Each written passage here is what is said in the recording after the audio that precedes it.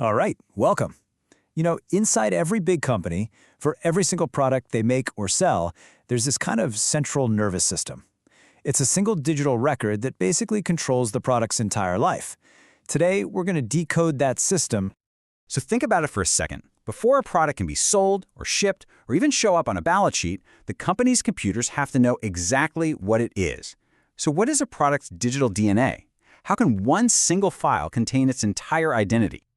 The best way to wrap your head around this is to think of it as a product passport.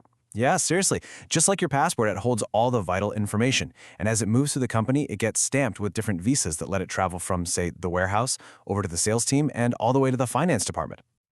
So over the next few minutes, we're actually going to build this passport together, piece by piece. We'll start with its universal foundation, its birth certificate. Then we'll get it ready for customers, figure out how we get our hands on it, and finally, we'll follow the money to see what it's all worth. Okay, let's dive right in. Every passport needs that first page, right? The birth certificate, the part with the core, unchangeable facts. Well, for a product, that's its foundational data. This information is stored in what's called the basic data view. And I want you to notice that word right there, client level. That's the key. It means this data is the one universal truth across the entire company. Doesn't matter if you're in the sales office in Berlin or the factory in Mexico, these core facts are the same for everyone. They're non-negotiable. And the fields here answer the most basic questions you could ask. The base unit of measure, or BUM, tells us how we count it. Are we selling it one by one, as in each, or by the kilogram, or maybe by the liter? The material group, well, that just categorizes it. Is it a finished good ready to sell, or is it a raw material, like a microchip, that we use to build something else? And of course, its physical weight and dimensions.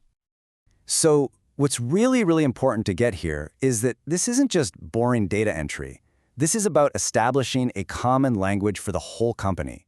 It ensures that when someone in the warehouse and someone in the sales department are talking about this product, they're talking about the exact same thing. All right, so let's keep building. Our product officially exists now, but believe it or not, we can't sell it yet. It needs a visa to enter the world of sales. This is where we add all the data that actually makes it sellable. Now, to make a product sellable, the system uses a few different screens or views. As you can see, one view handles things like tax information. Another one defines how the item is going to behave when you put it in a sales order, and a third one, that's got all the nitty-gritty logistics data for shipping it from a specific warehouse. What's so cool about this is how these fields answer really critical business questions. Is this thing taxable?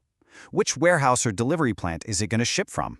How does the system treat it in an order? Is it just a normal item, or is it something special? And maybe most importantly, how do we check if we even have any in stock?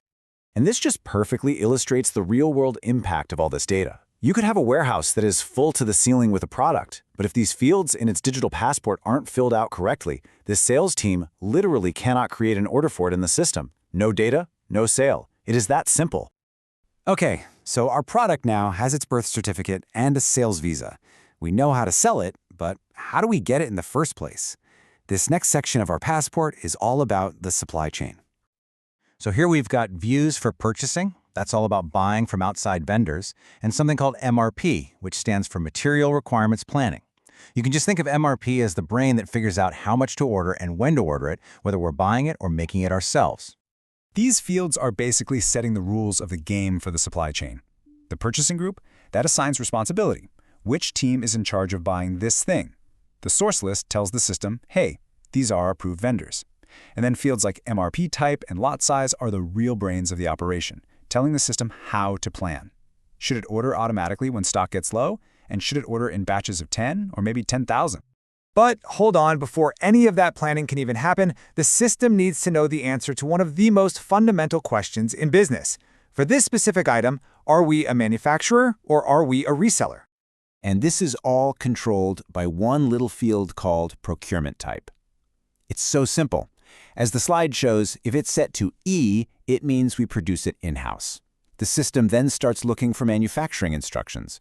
If it's set to F, that means we buy it from an outside supplier, and the system starts looking for purchasing info. The power of this one field is just incredible, isn't it? It's a tiny piece of data, a single letter, that kicks off a completely different chain of events. It determines the entire supply chain strategy for this one product. Make versus buy, all decided right here.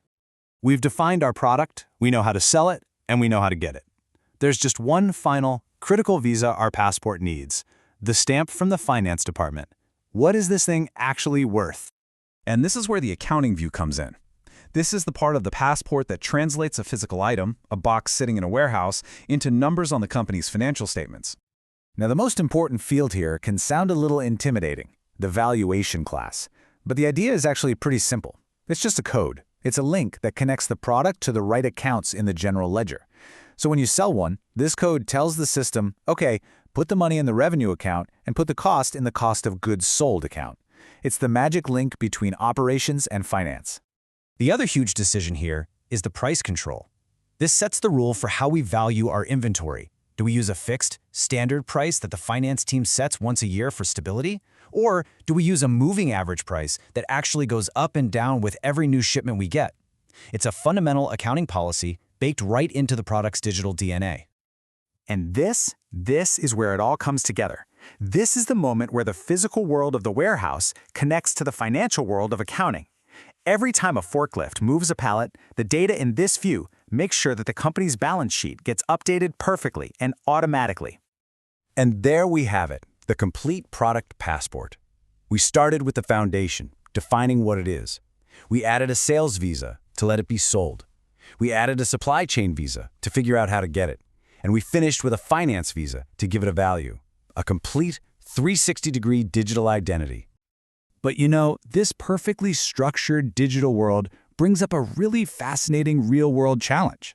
You've got one product, but it needs data from sales, from the supply chain, from finance. So in a real organization, who's ultimately responsible for this digital passport? Who truly owns the data? That's the human puzzle hidden behind this perfect system.